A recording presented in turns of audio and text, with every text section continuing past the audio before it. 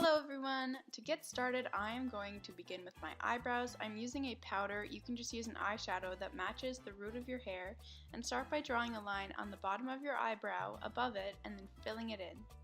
While filling them in, I like to flip back and forth with my spoolie to brush through my eyebrows and blend the powder into the hair. Then I'm going to take a lighter shade and do little hair-like strokes at the front of my eyebrow, and this is going to avoid that really rectangular, blocky eyebrow shape.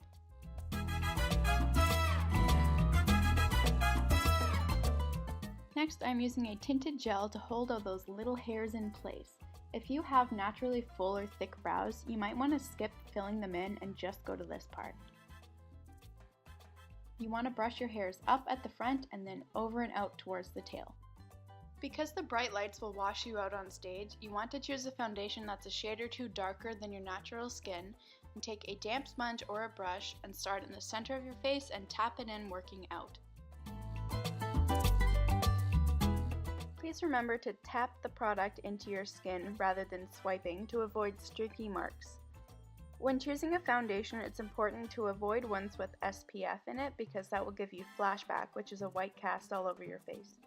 With a darker foundation, it is especially important to take it all the way down your neck, your jaw, and on any visible skin like in your hairline, otherwise you will notice a very stark color difference. Because I'm lazy, I didn't do it for this video, and you will definitely notice. If you have any places with redness or blemishes that you would like a little more coverage on, take a concealer the same shade and just add it to your face. With a much lighter concealer, we're going to add brightness to the high points of your face, which is underneath your eye, your forehead, the bridge of your nose, and your chin. You can take your concealer onto your eyelid, but if you have an eyeshadow primer, I would use that. When blending out your under eyes, tap it all the way up your cheekbone into a little Nike swoosh under your eye, and this will make your cheekbones really strong and stand out. Like that Disney villain. What's Magnificent? Maleficent? Is that Maleficent? Once everything is blended in seamlessly, we want to set that in place with a powder. I'm taking a loose powder and making sure that there are no creases under my eye before I set them, otherwise you will set your makeup looking bad, which is not what we want. So tap in a powder with a little brush, and then I'm going to go around the rest of my face with a larger powder brush. If you find yourself looking a little shiny at intermission, you can touch it up by adding more powder to your T-zone. Hi, it's me from the future, just letting you know that if you are a male performer, you're going to follow the exact same makeup, except you should not wing your eyeliner, which is a little flick at the end. You don't have to do that. Just go along your top lash line and your bottom lashes to enhance your eyes, and then you also don't have to wear mascara. You can put on a little more bronzer, and that's it. I won't interrupt again, I promise. Okay, thanks. Now for les yeux, the eyes, we are going to take some bronzer on a fluffy brush and go through our crease in little windshield wiper motions with a fluffy brush. Start with a little bit and build it up as you go. Basically, we're just trying to create some depth to the eye socket. I used a fluffier brush to make sure that everything was blended in super well, and then I used a small brush and ran the exact same color underneath my lower lash line to balance everything out.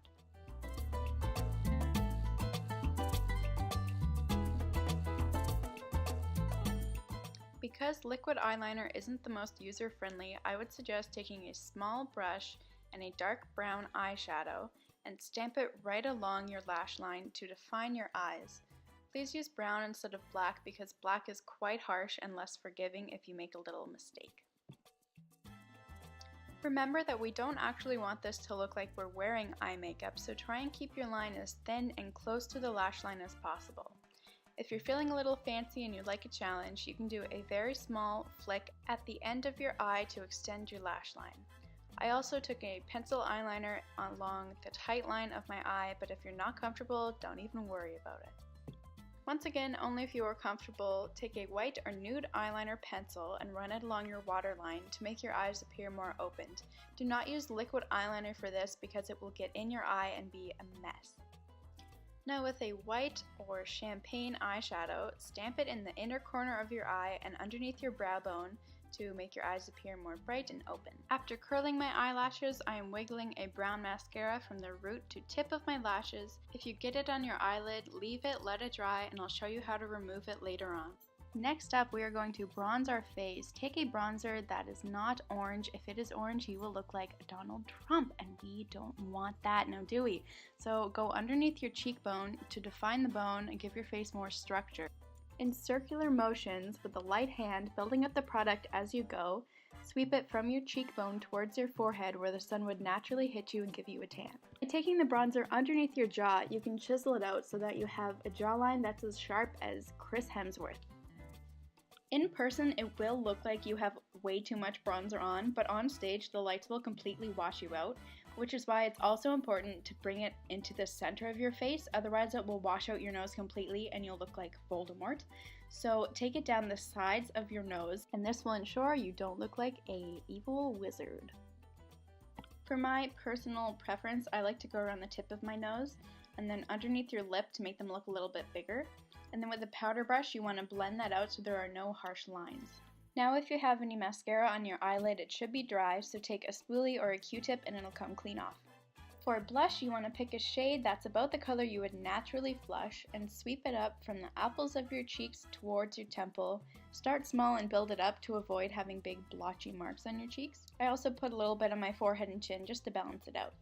For your lips, you want to pick a color that's the same shade as your lips but a little bit darker. And if you have a lip liner, I would go ahead and use that and follow the natural shape of your lips, and then go in with a lipstick that's the same shade and just tap it on over your lips and blot it out as you go. Now, because nobody's lips are naturally bright red, please don't wear red lipstick. Thank you.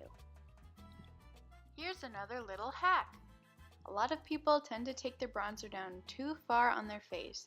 So if you think you have done this, just take a little bit of loose powder, well actually a lot, take a lot of powder, and tap it underneath where your bronzer or contour should have stopped, and let it sit there for several minutes to soak in, and then buff it off with a powder brush and it'll reveal a crisp line. Now to increase the longevity of your look, if you have a setting spray, you should use that right about now and dry it off with your Harry Styles album. If you don't have this, Ed Sheeran works too.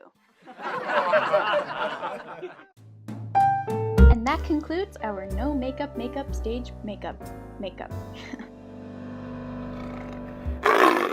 Break a leg!